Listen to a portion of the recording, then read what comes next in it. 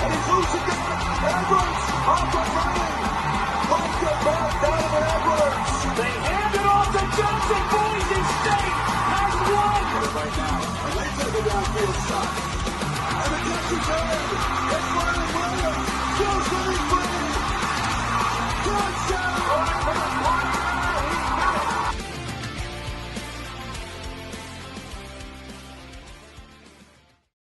All right, everybody, welcome into another edition of the Gridiron Uncensored podcast. If you are just listening on the podcast, it's just me tonight, trying to roll through these, Big 12 previews and get on into the ACC, which is next. And tonight, Iowa State, you're on deck, and really great season last year for you guys. I know it did not turn out the way you wanted it to, but still, I mean, best season in history, I believe. Almost, another conference title, opportunity there, even though, again, did not go the way you wanted. Let's look at 2024 before we jump into 2025 and, what this team has to offer this season. So you look at 2024, obviously you guys know, but fans, of other teams that are watching this, great start, wonderful start. And then that slip up in the middle there with Texas Tech, which is a solid team, but they had their issues last season, and then Kansas started getting hot at this moment, and in this one, Iowa State was right in that mix, even with the loss to Texas Tech, but it still knocked them back. But they were able to recover Cincinnati, Utah, and then beating Kansas State there at the end, and then you get into the conference championship game, and obviously it was an ugly loss to Arizona State. But then you take the win against Miami at Cam Ward, whatever, sat out. Doesn't matter. You guys still got the win. It counts in the record books. And whatever anybody wants to say, it's on Cam Ward, for doing that to the team. But still, they should have been prepared. Iowa State got the dub. Let's move on. 2025, you're talking about coaching staff and, what can make a team a contender. We've talked about this a few times on the show, and I've usually got four things that I look at: is continuity of staff, good returning production, veteran quarterback, and then how does the schedule play out? So you got four things in my mind that set up for a good team that that can push for championships, whether it be for the conference or national championship caliber teams. And I'll talk about that throughout all these previews whenever any conference we're in. So we looked at 2024 schedule, and it's a good launch point into 25. And with the coaching staff, it's pretty much the same. A couple of changes. Landry's coming in at running backs coach, and I believe his name is Bryce Pop, defensive line. So not a huge changeover. A couple of additions, and to me, that's a positive. I know some people they might like changing up. Hey, we got drubbed in the championship game. Something. No, just chill out. You guys have had continuity here. Let's see if you can run it back this season in 25. So let's look at the portal side of it and some numbers, on that portal side. 61st class overall. It's not great, nothing crazy, but it's not bad. It's a small class, 8 in, 16 out, and a lot of people might look at that on the outside of, oh man, they only had 8 portal. It was 61st class. It's not good. It's they didn't do too much, and I disagree. You don't always need to have a large class. I mean, 15's fine, whatever. But you're talking about like Colorado or obviously West Virginia is kind of an outlier this year because of coaching change. But they're talking 30, 40, people in these changing classes. I think it speaks to having a smaller class that you just plug in the gaps that you absolutely need from whatever you lose in the portal, but also that you might, hey, this guy's interested. We can use that depth piece or somebody to step into a vacated role from graduation, whatever. So to me, solid class here. You got pieces that you need. Chase Sowell, out wide. Obviously, with losses, at the wide receiver position, but also on the defensive backside as well. Trey Bell coming in, I think that's an important one. Interesting pieces brought in. Nothing nothing crazy. The other one I like is Xavier Townsend. I think that'll be important for this team moving forward. Losses, again, some of them were, maybe the Helton brothers for depth at, offensive line, both 6'5", 300 types. Uh, Yeadham, defensive lineman, moving over to Texas A&M.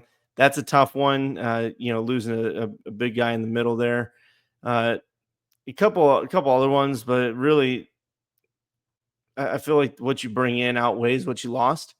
We've said that a couple of times for some of the teams that we've done the previews for so far.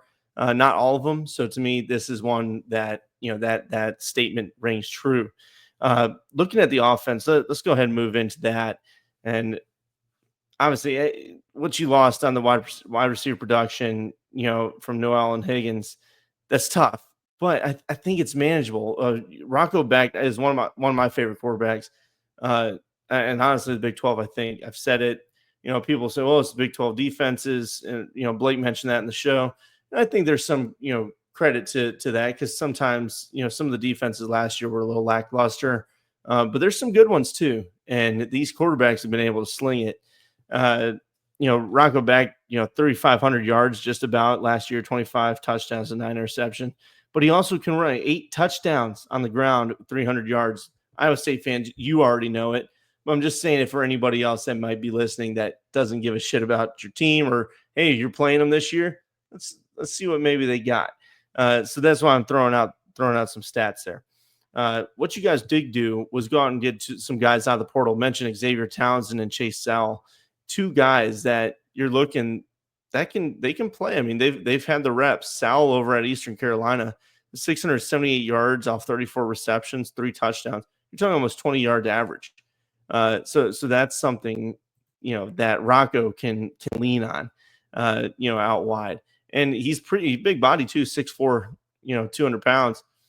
That's a nice target. And again, Rocco, he's accurate. He's a gamer. He can maneuver in the pocket. So that, to me, such an important piece when we talk about, again, returning to, that championship game. We talked about continuity of staff. We also talked about veteran quarterback. There you go. Good returning production, 61% returning production. And then their S&P plus numbers for the entire team is 32nd in the country. So that shows, obviously they've done solid in their recruiting, solid in where they've been playing, continuity of, the games and what this team brings to the table in 25. So again, talking about the offensive side of it, tight ends can all play. I like what they bring to the table. The halfback position, I think, is going to be just fine with Hansen back there. And then the offensive line, mentioned some guys leaving in the portal. To me, yes, it's a depth hit, but I don't think it is going to affect this team as much as some might say from the outside looking in. I've heard it many times. Iowa State's they're going to fall off big time. They lost too much production.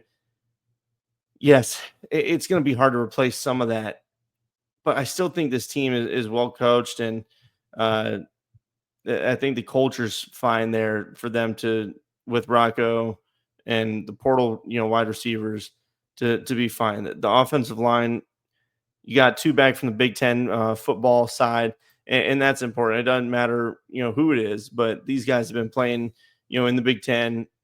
Derek Jensen, Barrett coming in from Indiana.